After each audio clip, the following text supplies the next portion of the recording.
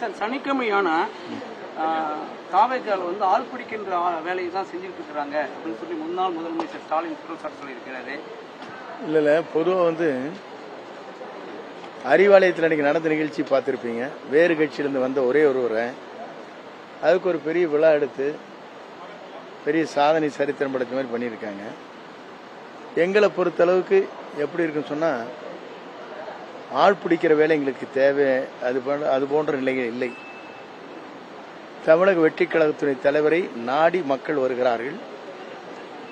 பல்வேறு இயக்கங்களிலிருந்து வருவது என்றைக்குமே நடைபெறுகிற ஒன்று.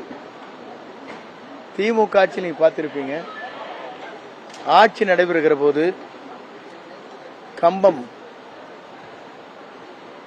முன்னாள் அன்னைய சட்டமன்ற உறுப்பினர் ராமகிருஷ்ணன், அனிதா ராதாகிருஷ்ணன் என்ன போய் சேரலையா?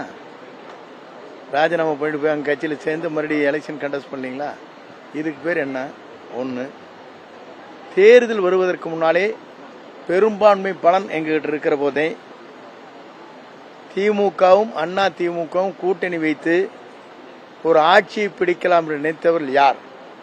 அதற்கு அவரெல்லாம் பதில் சொல்றேன்.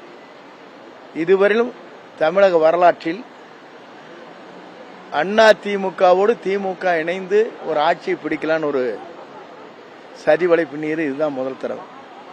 அதை முறியடித்த பெருமை தமிழக வெற்றி கழகத்துறை தலைவராக இருக்கிற நம்முடைய இன்றைய முதல்வர், என்றைக்கும் முதலமைச்சராக அரியணையில் அமரக்கூடிய தளபதி ஒருவரால் தான் முடிந்திருக்கிறதே தவிர யாராலும் இல்லை.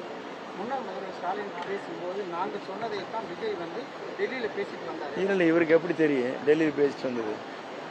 அவர் பேசினது பாரத பிரதமரோடு கடிதங்கள் தந்திருக்கிறார். தமிழ்நாட்டுக்கு என்ன தேவையோ அதை வாங்கியிருக்கிறார்.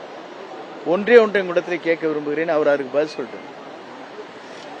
தமிழ்நாட்டில் சோலார் எனர்ஜி என்று சொல்லப்படுகிற சூரிய வெப்பத்தால் மின்சாரம் நாம் தயாரிக்கின்ற போது வேறு அண்டை மாநிலங்களாக இருக்கிற கர்நாடகம், ஆந்திரா, மகாராஷ்டிராவில் மத்திய அரசால் ஒரு மெகாவாட்டிற்கு 1 கோடி ரூபாய் நிதியை பெறுகிற அந்த மானியத்தை பெற்ற பெருமை அந்த மாநிலத்தில் இருக்கிறது.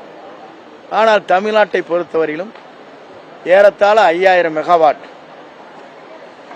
சோலார் எனர்ஜி என்று சொல்லப்படுகிற சூரிய வெப்பத்தால் மின்சாரம் தயாரிக்கின்ற போது 1 ரூபாய் கூட மத்திய அரசால் மானியத்தை அவர்கள் பெற முடியவில்லை. அதற்கு என்ன காரணம் என்பதை அவர் பதில் சொல்லட்டும்.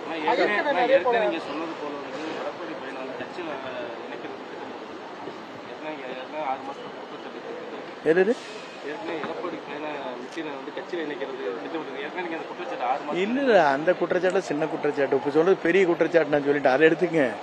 திமுகவும் அண்ணா திமுகவோடு திமுக இணைந்து ஒரு முதலமைச்சர் ஆகலாம் என்று சதித்திட்டம் தீட்டியவர் யார்? அதற்கு மட்டும் அவங்க பதில் சொல்லிட்டு 2 பேரும். பிளே ஸ்டோர் மற்றும் ஆப் ஸ்டோரில் இருந்து பாலிமர் செயலியை QR கோடு மூலம் பதிவிறக்கம் செய்யுங்கள். செய்திகளை உடனுக்குடன் பெறுங்கள்.